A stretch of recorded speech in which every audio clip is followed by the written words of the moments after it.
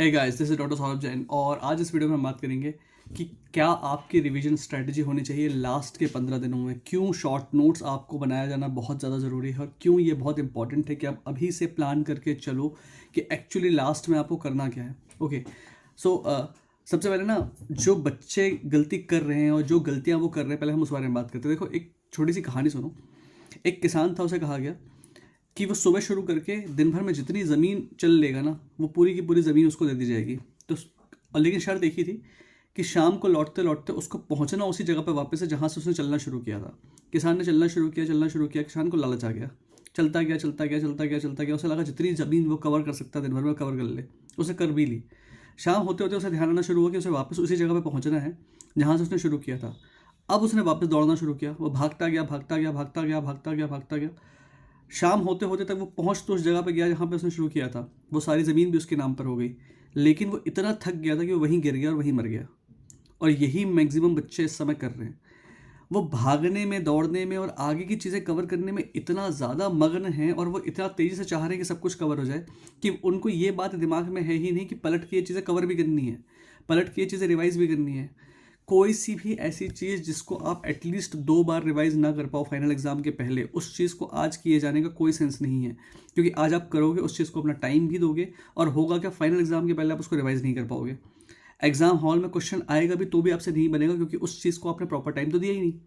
So that's why it's very important कि आपकी strategy इस मामले में एटलीस्ट क्लियर हो कि जो भी आप कर रहे हो या जो आप कर चुके हो वो कम से कम आप एग्जाम हॉल में पूरा करके जाओ, उतना आप कम से कम पोर्शन कंप्लीट करके जाओ। दैट इज़ वाई यहीं पे काम में आती है आपके शॉर्ट नोट्स और यहीं पे काम में आती है आपकी ये स्ट्रैटेजी कि बेसिकली आपको यहीं पे आपके काम में आता है शॉर्ट नोट्स और यहीं पे काम में आती है आपकी वो स्ट्रैटेजी कि बेसिकली आपको रिवाइज कैसे करना है ताकि एटलीस्ट एग्जाम में जितनी आपने मेहनत कर रखी है साल भर, वो आप ढंग से पूरी करके जा पाओ और आप अपना काम कंप्लीट कर पाओ। सो देखो, कुछ चीज़ें मैं आपसे पूछूंगा, बेसिक क्वेश्चन मैं आपसे पूछूंगा, उससे आपको अपने आप समझ में आ जाएगा कि आपकी स्ट्रैटेजी सही है कि नहीं, आपका रिवीजन प्रॉपर हो पाएगा कि नहीं, और अगर आपका नहीं हो पाएगा तो आपको क्या चीज़ चेंज करने की ज़रूरत है। से फॉर एग्जाम्पल इन बायोलॉजी, क्या आपको पता है कि how are you going to revise it? बहुत सारे बच्चों को यही नहीं पता कि बायो रिवाइज कहाँ से करेंगे। वो क्वेश्चन प्रैक्टिस के थ्रू करेंगे, जो क्वेश्चन उन्होंने किए हैं उसको, जो उन्होंने टिक कर रखे, जो क्वेश्चन उनसे बने नहीं उसके थ्रू रिवाइज करेंगे, या फिर उन्होंने एनसीईआरटी में टिक किया हुआ है या फिर उन्होंने नोट्स में टिक किया हुआ है। आपको ये चीज़ बहुत श्योर होनी चाहिए कि आप बायो रिवाइज कहाँ से करने वाले हो। आप नोट्स से कर रहे हो रिवाइज या फिर आप एनसीईआरटी से कर रहे हो रिवाइज, क्योंकि आपको पता होगा ना कि आप रिवाइज कहाँ से कर रहे हो और फाइनल एग्जाम के टाइम पर आप फाइनल एग्जाम के जस्ट पहले आप कहाँ से रिवाइज करने वाले हो।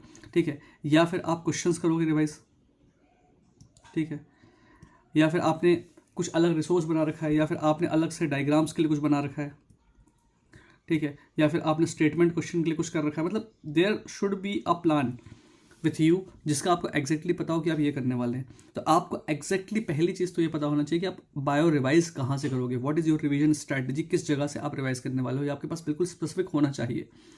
और अगर एक ही जगह पर हो तो ज़्यादा बेटर है, 10 जगह फैला हुआ ना हो तो बहुत अच्छा है। ठीक है, दूसरी चीज़ आपको ये पता होना चाहिए कि what parts you will revise. अब आप अगर एग्जाम के जस्ट पहले बायो रिवाइज करने बैठोगे तो दोनों एनसीईआरटी रिवाइज 3 दिन के अंदर तो नहीं हो पाएगी, और हमको एग्जाम के जस्ट पहले करना है, मतलब आपको 3 डेज़ के अंदर पूरी बायो आपकी रिवाइज करनी है। तो ऐसा भी नहीं है कि आप सब कुछ ही रिवाइज कर लोगे, यू हैव टू डिसाइड कि क्या चीज़ आपको रिवाइज करनी है। तो what parts you will revise, तो ये चीज़ आपकी डिसाइडेड है, और अगर नहीं है विल यू रिवाइज फुल और ओनली वीक पार्ट्स। तो देखो, पहले ही वैसे जैसे मैंने बोला कि फुल तो रिवाइज करने का आपके पास टाइम है नहीं, करोगे तो वीक पार्ट्स ही रिवाइज कर पाओगे। तो वीक पार्ट्स आपको पता भी हो कि आपके एनसीईआरटी में या आपकी बायो में कौन सी चीज़ें ऐसी हैं जो आपको नहीं बनती हैं, जो आपकी बहुत ज़्यादा वीक हैं, आप बार बार भूलते हो, जिसके क्वेश्चन आप बार बार गलत करते हो, वो चीज़ आपकी टिक होनी चाहिए। तो are those weak parts ticked, means your strategy should be bio में सिर्फ एनसीईआरटी रिवाइज करने से काम नहीं चलेगा। एनसीईआरटी रिवाइज करने के साथ साथ जैसे आप किसी चैप्टर को रिवाइज करते हो, सबसे पहले जाओगे आप क्वेश्चन प्रैक्टिस पर, उसी चैप्टर के आप 200-300 क्वेश्चन सॉल्व करोगे। ठीक है, उसके बाद आप ये देखो कि कौन सी चीज़ आपसे नहीं बन रही है उस चैप्टर की। ठीक है, तो आप क्या करोगे, अपने वीक एरिया को टिक करोगे। वीक एरिया को टिक करोगे किस पर, अपने नोट्स पर या अपनी एनसीईआरटी पर, जहाँ कहीं से भी आप रिवाइज करने वाले हो उसको।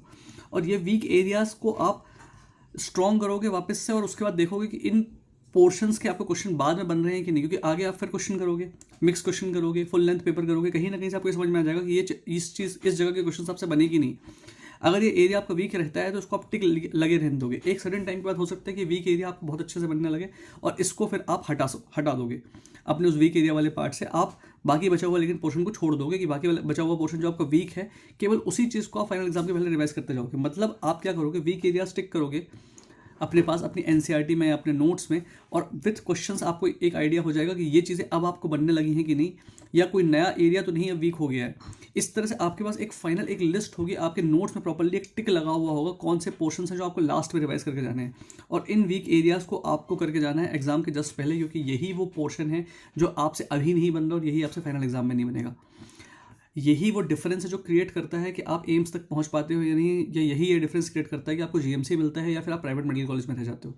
क्योंकि क्या होता है, लास्ट के जो 10 दिन होते हैं, और उसमें भी खास के लास्ट के 3 दिन एग्जाम के जस्ट पहले वाले, यही वो टाइम होता है जो सारा डिफरेंस क्रिएट करता है। क्योंकि अगर आपको कोई चीज़ आपने जस्ट पहले देखी हुई है एग्जाम के, तो आप एग्जाम के दिन बहुत अच्छा परफॉर्म करोगे।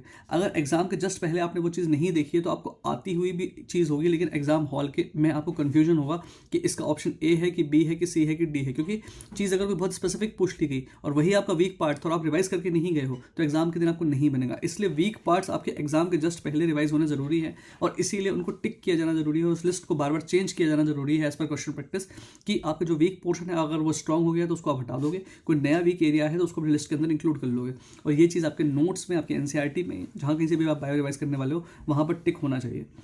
So is your bio consolidated in one place? आपकी पूरी बायोलॉजी जो आप रिवाइज करने वाले हो एग्जाम से जस्ट पहले, वो एक जगह पर कंसोलिडेट है कि नहीं है। अगर नहीं है तो एटलीस्ट आपको पता होना चाहिए कि किस किस जगह से आपको क्या क्या पढ़ना है, या आपके दिमाग में मेंटल क्लैरिटी होनी चाहिए, कंफर्म होना चाहिए, आपको एक्जैक्टली पता होना चाहिए। Okay, will you be able to revise it in full in last 3 days? पूरी की पूरी एनसीईआरटी बायोलॉजी के जो वीक पार्ट्स हैं वो आप लास्ट के 3 दिन में रिवाइज कर पाओगे कि नहीं? क्योंकि 3 दिन का टाइम मैंने इसलिए दे रखा है क्योंकि 3 दिन तक आपको दिमाग में चीज़ें रहती हैं। एग्जाम के जस्ट पहले अगर आप पढ़ के किसी चीज़ को चले जाओगे ना, आपकी एफिशिएंसी एग्जाम के अंदर बहुत अच्छी होगी। और बायोलॉजी सबसे इंपॉर्टेंट सब्जेक्ट है, इसलिए बार बार फोकस बायो पे कर रहा हूँ, तो ये आपकी प्लानिंग का पार्ट होना चाहिए। ओके, और दूसरी चीज़ अभी से आपको ये पता होना चाहिए कि एक्चुअली आप बायो के कितने रिविजन देने वाले हो। ठीक है, कुछ लोग क्वेश्चन प्रैक्टिस के थ्रू रिविजन दे रहे हैं, तो मैं बच्चों को ये बोलता हूँ कि एक चैप्टर करो एक दिन में, आपने थ्योरी पढ़ ली, उसके बाद आप सीधे उसके क्वेश्चंस पे जाओ, 2-3 घंटे का टाइम दो क्वेश्चंस पे। इस तरह से आप एक एक चैप्टर को करते जाओगे। नेक्स्ट 40 डेज के अंदर अप्रॉक्सीमेटली आपकी पूरी एनसीईआरटी जो है पूरी बायो एक बार कंप्लीट हो जाएगी। उसके बाद अगले 40 डेज में आप सेकंड रिवीजन कर सकते हो, तो 2 रिवीजन आपके ऐसी तरह से हो जाएंगे। एक केवल वीक पार्ट का रिवीजन करोगे आप एग्जाम से जस्ट पहले, इस तरह से आपके 3 रिवीजन हो जाएंगे।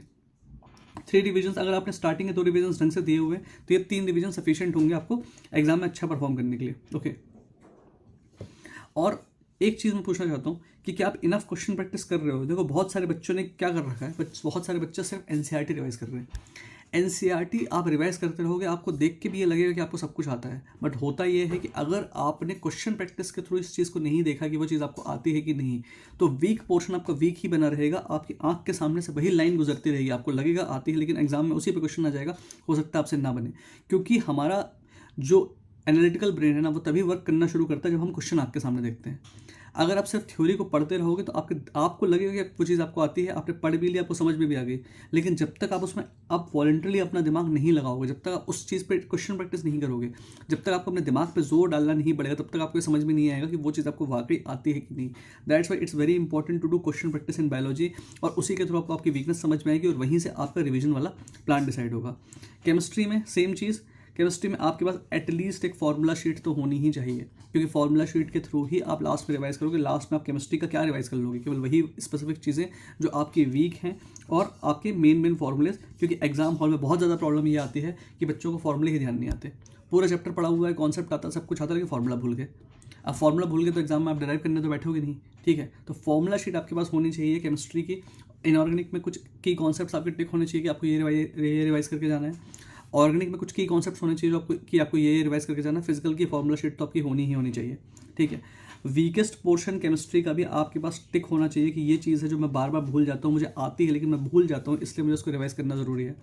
वीक पोर्शन को सॉर्ट आउट करना, जो चीज़ें आपको आती है, पहली बार जो चीज़ आपको आती है उसमें से वीक पोर्शन को सॉर्ट आउट करना कि ये चीज़ मुझे रिवाइज करके जानी है, ये आपकी फाइनल प्रिपरेशन के लिए बहुत ज़्यादा ज़रूरी है। और यहीं से ही आपकी रैंक डिसाइड होती है। अगर ये चीज़ जिसने ढंग से कर ली, उस बंदे का सिलेक्शन हो जाएगा। जिसने ये चीज़ नहीं करी वो क्या करेगा, वो कोर्स कंप्लीट करता रहेगा लेकिन लास्ट में रिवाइज नहीं कर पाएगा, और वहीं से डिफरेंस क्रिएट होता है। जो पिछले साल 520 नंबर जो लेके आया था और जो 420 लेके आया था, उन दोनों के टैलेंट में डिफरेंस नहीं था, डिफरेंस था कि कौन कितना लास्ट में रिवाइज करके ले गया। ओके, फिर आपके पास ये डिसाइड होना चाहिए केमिस्ट्री में भी कि हाउ मेनी पेपर्स और क्वेश्चन प्रैक्टिस आपको करनी है। ज़रूरी नहीं है कि आप किसी टेस्ट सीरीज के थ्रू ही सारा रिवीजन करो। ये भी चल जाएगा कि अगर आपने अलग से बहुत सारी टेस्ट सीरीज के केवल 45 क्वेश्चंस केमिस्ट्री के निकाल रखे हो, केवल केमिस्ट्री के आप अलग से पेपर दे रहे हो, इट्स मेन अबाउट प्रैक्टिस, ठीक है, it's main about practice, it's not about giving through test series and getting to know your rank. सिर्फ प्रैक्टिस करके भी आपका काम चल जाएगा, लेकिन ये आपका डिसाइड होना चाहिए कितने पेपर्स आपको देने हैं। Same goes with physics. Physics में हर एक का आपके पास फॉर्मूला शीट होना चाहिए हर एक चैप्टर का, क्योंकि हर एक चैप्टर जो जो आपको आता है एटलीस्ट वो आप रिवाइज करके जाओगे एग्जाम से जस्ट पहले। फॉर्मूलेज भूलने नहीं है, फॉर्मूलेज सबसे ईजी होते हैं करना, फॉर्मूलेज आपको आना चाहिए। फिजिक्स में भी वीकेस्ट पोर्शन आपका टिक होना चाहिए। अगर कोई स्पेसिफिक चीज़ ऐसी है, जैसे कल एक बच्चे ने मुझे बोला सर मुझे एमीटर नहीं आता, पोटेंशियोमीटर मेरा थोड़ा वीक है, व्हीटस्टोन ब्रिज मुझसे नहीं बन पाता, तो ये आपको स्पेसिफिक चीज़ आपकी पता है ना कि ये चीज़ आपको नहीं बनती, तो ये आपको ढंग से करके जानी है, ठीक है। फिजिक्स में भी आपको ये डिसाइड होना चाहिए कितने पेपर से कितना क्वेश्चन प्रैक्टिस आप करके जाओगे। फिजिक्स की क्वेश्चन प्रैक्टिस के लिए मैं बार बार बोल चुका हूँ, कई बार पहले भी बोल चुका हूँ, फिर बोल रहा हूँ, moderate level, not tough level, ठीक है। टफ लेवल करने का टाइम चला गया, अब नहीं है वो टाइम। PYQ कर लो, ठीक है, मॉडरेट लेवल ऑफ कुछ क्वेश्चंस कर लो, लेकिन जो चीज़ आपको आती है वो बहुत ढंग से होनी चाहिए। नई चीज़ के पीछे अब नहीं जाना, टाइम इज़ ओवर, अब नई चीज़ नहीं करनी है। सो इन दिस वे अगर आप अपना रिवीजन डिसाइड करते हो, एक शीट ऑफ पेपर लो, एक पेपर की शीट, एक पेपर लेकर के उस पर अपना रफ में सारा लिख लो कि क्या क्या तुम्हारे रिसोर्सेज जो तुम यूज़ करने वाले हो हर एक सब्जेक्ट में, ठीक है। इस पेपर को अपनी आंख के सामने रखो, इस पेपर को जब तुम देखोगे तो तुम्हें समझ में आ जाएगा कि क्या क्या रिसोर्सेज तुम्हारे पास है जो तुम यूज़ करने वाले हो। अपने दिमाग से सारा कचरा निकाल के पहले पेपर में लिखो। जो 74 जगह चीज़ें तुम्हारी फैली हुई है ना, पहले उसको एक जगह करो। अब करना क्या है, जब इस जगह को सारे कंसोलिडेट करके आप एक जगह एक पेपर में लिख लोगे, कोई भी नई चीज़ जो आपने अभी तक नहीं करी है लेकिन आपको लगता है कि आप करोगे, कोई भी, सुन लेना फिर से एक बार, कोई भी नई चीज़ जो तुमने अभी तक नहीं करी है लेकिन तुमने डिसाइड कर रखा है कि अगले 2 महीने में तुम करोगे, उसको काट दो, क्योंकि नई चीज़ करने का टाइम चला गया। तो अगर तुम्हारी स्ट्रैटेजी के अंदर कुछ भी नया है जो तुम करने वाले हो, कोई नई किताब उठाने वाले हो, किसी टीचर के लेक्चर देखने वाले हो, कुछ भी करने वाले हो, उस चीज़ को हटा के अलग कर दो, अब उसका टाइम नहीं है, ठीक है। फिर इस पेपर को जब तुम देखोगे उसमें तुम ये देखोगे कि तुमने क्या क्या अपने रिसोर्सेज डिसाइड किए हुए हैं, उसमें से ये छांटो कि कौन सी चीज़ नीडेड नहीं है, कौन सी चीज़ तुम एक्स्ट्रा ले रहे हो, कौन सी चीज़ तुमको लगता है कि इसकी रिक्वायरमेंट नहीं है, उसको कम किया जा सकता है, उस चीज़ को हटा के अलग कर दो। नई चीज़ें सारी हटा देनी है, फालतू चीज़ें सारी हटा देनी है, रिसोर्स हमें करने हैं कम, ठीक है। लिमिटेड रिसोर्स रखने हैं रिवीजन करने के लिए, लिमिटेड मटेरियल्स यूज़ करना है, और वहाँ से एग्जैक्टली तुमको ये डिसाइड करना है कि कौन से दिन में तुम क्या रिवाइज करोगे, और लास्ट के 10 दिन में तुम्हारा फिजिक्स केमिस्ट्री बायो को रिवीजन करने का प्लान क्या होगा। इस तरह से तुमको अपना जो कचरा है वो कम करना है। कमरे से भी तुम उन किताबों को हटा दो, ठीक है। Remove rest of the resources from the room, क्योंकि आँख के सामने तुम्हारी अगर वो चीज़ें पड़ी रहेंगी तो वो तुम्हारे दिमाग में स्ट्रेस क्रिएट करते रहेंगे, और अभी हमको स्ट्रेस लेने का टाइम नहीं है, हमको लिमिटेड चीज़ें करनी है, लेकिन बार बार करनी है, ढंग से करनी है। So it's time to consolidate, not expand. जितना छोटा कर सकते हो चीज़ों को, जितना कम जगहों से कर सकते हो, जितने लिमिटेड रिसोर्सेज रख सकते हो, जितना क्लैरिटी रख सकते हो दिमाग में, उतना रखो। चीज़ों को जबरदस्ती इधर उधर फैलाने की कोशिश मत करो कि मैं इसकी भी टेस्ट सीरीज कर लूँ, उसकी भी टेस्ट सीरीज कर लूँ, मैं नीट प्रेप की भी कर लूँ, मैं उसके बाद फिर न्यू लाइट की भी कर लूँ, मैं एलन की भी कर लूँ, आकाश की भी कर लूँ। भाई आपके पास लिमिटेड टाइम है, कुछ लिमिटेड मटेरियल यूज़ करो, लिमिटेड चीज़ें यूज़ करो, और उस तरह से अपनी स्ट्रैटेजी को लेकर के चलो। बहुत सारी चीज़ों को करने के चक्कर में, रोज़ एक पेपर देने के चक्कर में, बहुत सारी टेस्ट सीरीज करने के चक्कर में, बहुत सारे मटेरियल करने के चक्कर में, जो चीज़ तुम्हारी आती है, जो तुमको बहुत अच्छे से आती है, वो प्रॉपर रिवाइज नहीं हो पाएगी। So your main focus should be on revision, not expansion. आप रिवीजन भी करके चले जाते हो, अगर 60% सिलेबस भी तुम ढंग से करके जाते हो तो एग्जाम में तुम मच बेटर परफॉर्म कर पाओगे इन कंपेरिजन टू कि तुम 100% सिलेबस कवर करने की कोशिश करो और रिवीजन तुम्हारा 40% का ही हो पाए। Focus on revision, not on expansion. This should be your mantra right now. आपका मेन गोल होना चाहिए कि आप चीज़ों को कंसोलिडेट करो। और if you still want to have any problem और you have any doubt, you can directly contact me doctor Saurabh Jain AIIMS, ठीक है। ये मेरा टेलीग्राम आईडी है, you can message me. You can also join my 1-on-1 mentorship program. Okay, and let me try to help you as much as I could. Thank you.